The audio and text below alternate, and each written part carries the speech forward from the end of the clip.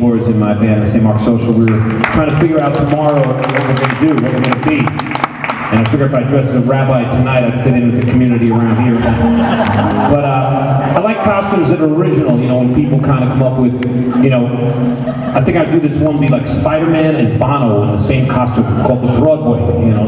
Good. Can I get a little more vocal here? Anyway, I got a new record out, and we're going to play one of those songs.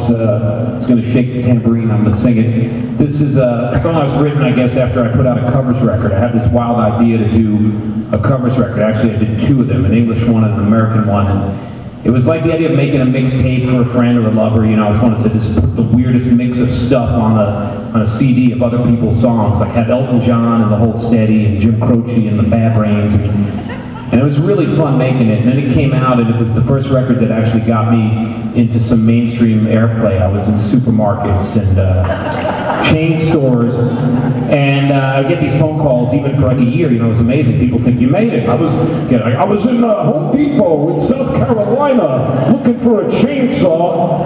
I heard your version of Jim Croce. You must be rich, Jess. Congratulations. And that would go on. Even Joe Durso called me from ShopRite in Rockland County. And I get it was Lowe's. I don't know how low you go. And then, you know, I get this. I was in IKEA looking for something leather. I heard your Bad Brains song, Jess. You're doing great. Congratulations, you're rich. Meanwhile, no royalty checks come in. When you go out and play, you don't make as much money as when you sell T-shirts and records and all that. But when you sit at home, sometimes 4 times a year, your mailbox opens and you get these record, you know, money like royalty stuff comes.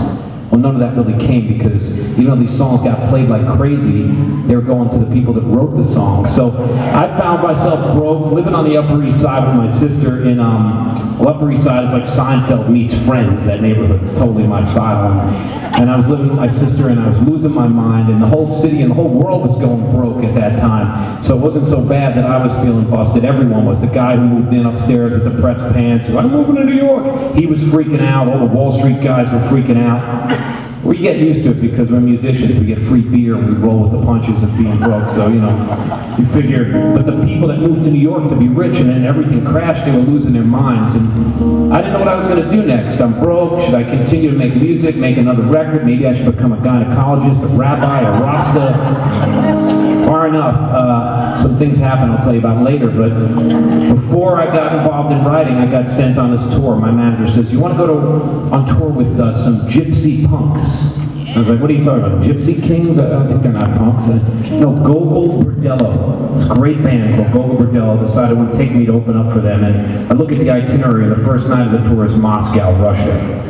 I've never been. I grew up, you know, in America in the Reagan era, in the punk rock days. It was the Cold War, last tail end. Ketchup was a vegetable and all that good stuff. And I was figuring, you know, I want to go to Russia. I want to see some different stuff. You know, Billy Joel went there. He's rock and roll. And we get to Russia, and it's the first day there, and I'm really excited to see, you know, I know the world has changed, but when am I going to see some different culture? I go right down by Red Square. First thing I see is a McDonald's.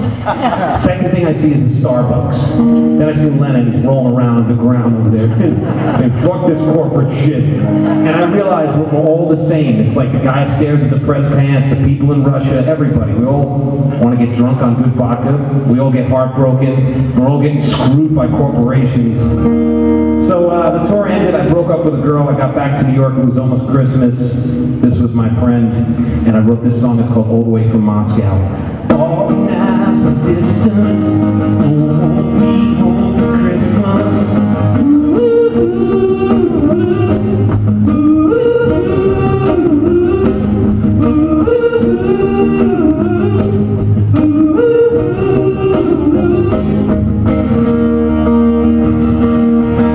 The Russian rain was falling on the golden arch. I felt your interest leading through the wire.